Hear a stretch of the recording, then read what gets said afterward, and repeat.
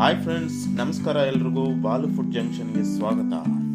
ಹಾಗೆ ನೀವು ನನ್ನ ಚಾನೆಲ್ನ ಸಬ್ಸ್ಕ್ರೈಬ್ ಮಾಡಿಕೊಂಡು ಪಕ್ಕದಲ್ಲಿರುವಂತಹ ಬೆಲ್ ಐಕಾನನ್ನು ಪ್ರೆಸ್ ಮಾಡ್ಕೊಳ್ಳಿ. ಬನ್ನಿ ಫ್ರೆಂಡ್ಸ್, ಇವತ್ತಿನ ವಿಡಿಯೋದಲ್ಲಿ ನಿಮಗೆ ನುಗ್ಗೆ ಹೂವಿನ ಪಲ್ಯ ಮಾಡೋದು ಹೇಗೆ ಅಂತ ತಿಳಿಸ್ಕೊಡ್ತೀನಿ. ಈ ಪಲ್ಯ ಮಾಡೋಕ್ಕೆ ಬೇಕಾದ ಪದಾರ್ಥಗಳು ಏನೇನು ಅಂತ ತಿಳ್ಕೊಳ್ಳೋಣ ಬನ್ನಿ. ನುಗ್ಗೆ ಹೂವು 1 ಕಪ್, ಮೊಟ್ಟೆ 4. ನಾನಿಲ್ಲಿ ನಾಟಿ ಕೋಳಿ ಮೊಟ್ಟೆ ಬಳಸ್ತಾ ಇದ್ದೀನಿ. ನೀವು ಯಾವುದೇ ಮೊಟ್ಟೆನ ತಗೋಬಹುದು.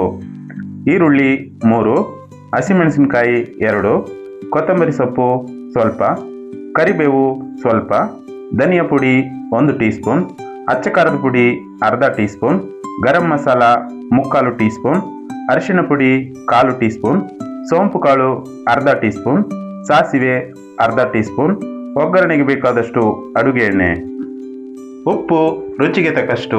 ಈ ಇಂಗ್ರೀಡಿಯೆಂಟ್ಸ್ ಬಳಸಿ ಪಲ್ಯನ ಹೇಗೆ ರೆಡಿ ಮಾಡೋದು ಅಂತ ನೋಡ್ಕೊಳ್ಳೋಣ. ಆನ್ ಮಾಡಿ ಒಂದು ಕಡಾಯಿನ ಬಿಸಿ ಮಾಡ್ಕೊಳ್ತಾ ಇದ್ದೀನಿ. ಕಡಾಯಿ ಬಿಸಿ ಆಗಿದೆ. ನಂತರ ಇದಕ್ಕೆ ಎಣ್ಣೆನ ಸೇರಿಸ್ತಾ ಇದ್ದೀನಿ.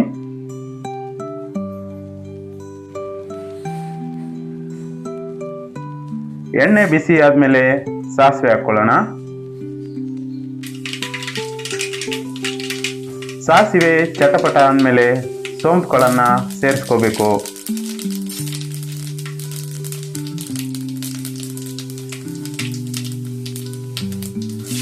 ಸೋಂಪು ಕಾಳು ಫ್ರೈ ಆಗ್ತಿದ್ದಂಗೆ ಕಟ್ ಮಾಡಿ ಇಟ್ಟಿರುವಂಥ ಹಸಿ ಮೆಣಸಿನಕಾಯನ್ನು ಸೇರಿಸ್ಕೋಬೇಕು.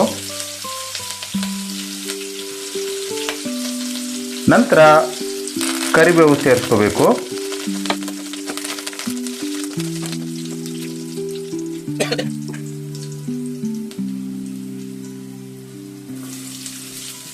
ಇದಾದ್ಮೇಲೆ ಈರುಳ್ಳಿನ ಸೇರಿಸ್ಕೋಬೇಕು.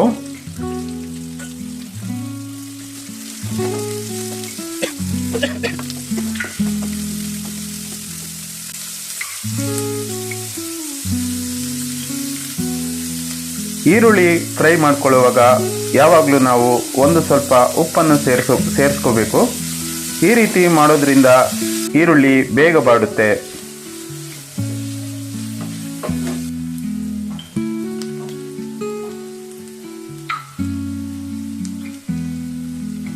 ಈ ಪಲ್ಯಕ್ಕೆ ಈರುಳ್ಳಿ ಒಂಬಣ್ಣಕ್ಕೆ ಬರೋ ಅವಶ್ಯಕತೆ ಇಲ್ಲ ಫ್ರೆಂಡ್ಸ್. ಬದಲಾಗಿ ಟ್ರಾನ್ಸ್ಪರೆಂಟ್ ಆಗೋವರೆಗೆ ಫ್ರೈ ಮಾಡಿಕೊಂಡ್ರೆ ಸಾಕಾಗುತ್ತೆ. ಈಗ ಇದಕ್ಕೆ ನುಗ್ಗೆವನ್ನು ಸೇರಿಸ್ಕೊಂಡು ಫ್ರೈ ಮಾಡ್ಕೊಳ್ಳೋಣ. ಎಲ್ಲ ಪದಾರ್ಥ ಈವನ್ ಆಗಿ ಫ್ರೈ ಆಗೋ ಥರ ಕೈ ಆಡಿಸ್ತಾ ಇರಬೇಕು.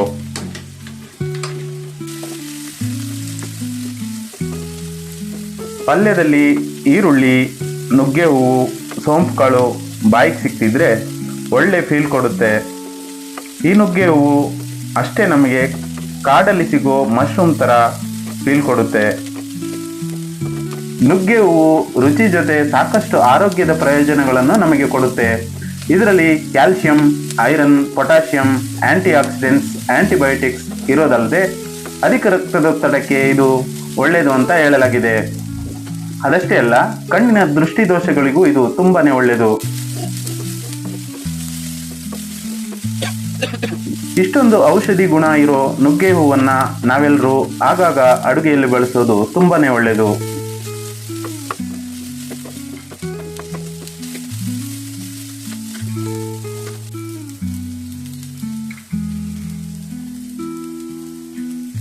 ಇದಕ್ಕೆ ಮೊಟ್ಟೆನ ಸೇರಿಸ್ಕೊಳ್ಳೋಣ.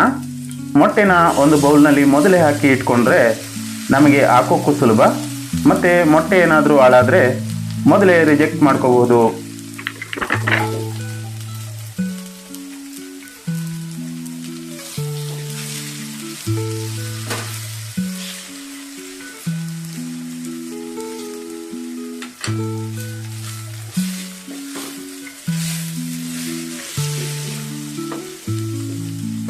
ಮೊಟ್ಟೆಗಳನ್ನು ಸೇರಿಸಿದ ಮೇಲೆ ತುಂಬಾನೇ ಕೆದಕೋದು ಬೇಡ ಫ್ರೆಂಡ್ಸ್.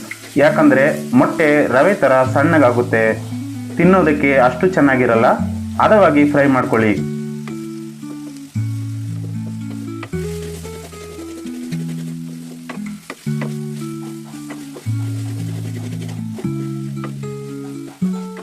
ಇದೇ ನುಗ್ಗೆ ಹೂವನ್ನು ಬಳಸಿ ಸಾಕಷ್ಟು ರೆಸಿಪಿಗಳನ್ನು ಮಾಡ್ಕೋಬಹುದು. ಅದನ್ನು ಮುಂದಿನ ವಿಡಿಯೋಗಳಲ್ಲಿ ನಿಮಗೆ ತಿಳಿಸ್ಕೊಡೋದಕ್ಕೆ ಪ್ರಯತ್ನ ಪಡ್ತೀನಿ ಫ್ರೆಂಡ್ಸ್.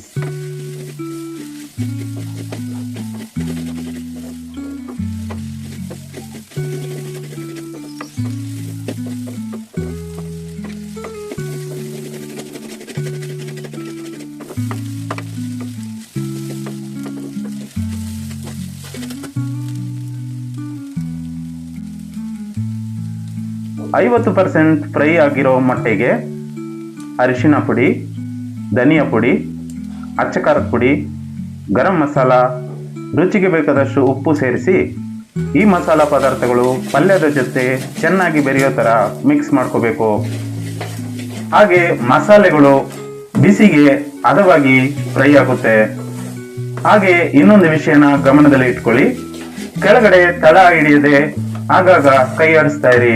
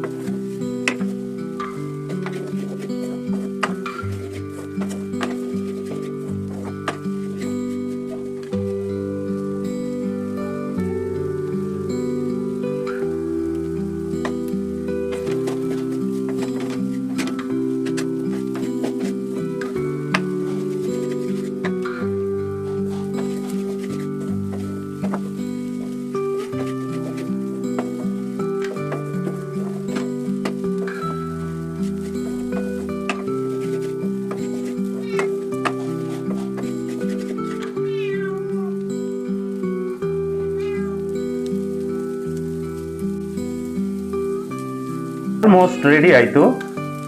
ಆದಷ್ಟು ಸ್ಟವ್ನ ಲೋ ಮೀಡಿಯಂ ಫ್ಲೇಮ್ನಲ್ಲಿ ಇಟ್ಕೋಬೇಕು.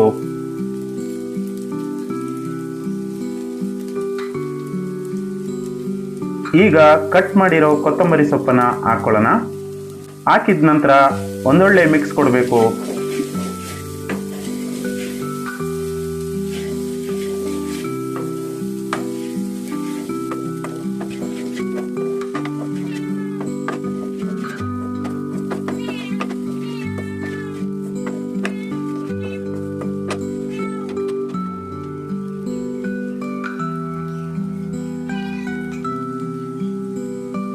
ನಂತರ ಇದಕ್ಕೆ ಸ್ವಲ್ಪ ನಿಂಬೆ ರಸ ಸೇರಿಸ್ಕೊತಾ ಇದ್ದೀನಿ.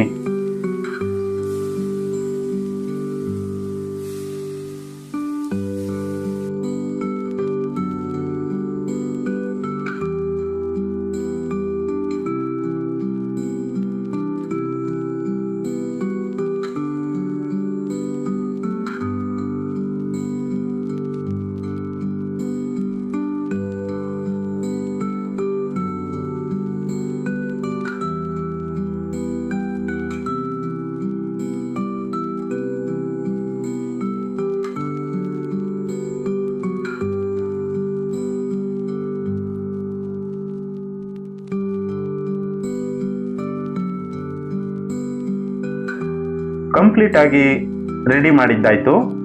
ಇದನ್ನು ಒಂದು ಸರ್ವಿಂಗ್ ಪ್ಲೇಟ್ಗೆ ಹಾಕ್ಕೊಳ್ಳೋಣ. ಬಿಸಿ ಬಿಸಿಯಾದ ನಮ್ಮ ನುಗ್ಗೆ ಹೂವಿನ ಪಲ್ಯ ರೆಡಿಯಾಗಿದೆ.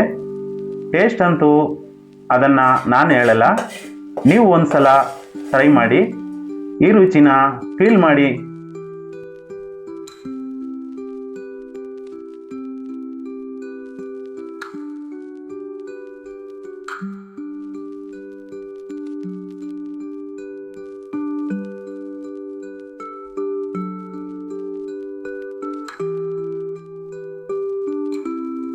ಈ ವಿಡಿಯೋ ನಿಮಗೆ ಇಷ್ಟ ಆಗಿದ್ದರೆ ವಿಡಿಯೋನ ಲೈಕ್ ಮಾಡಿ, ಹಾಗೆ ಶೇರ್ ಮಾಡಿ. ಮುಂದಿನ ವಿಡಿಯೋದಲ್ಲಿ ನಿಮ್ಮನ್ನು ಭೇಟಿ ಆಗ್ತೀನಿ. ಅಲ್ಲಿವರೆಗೂ ಟೇಕ್ ಕೇರ್, ಬಾಯ್.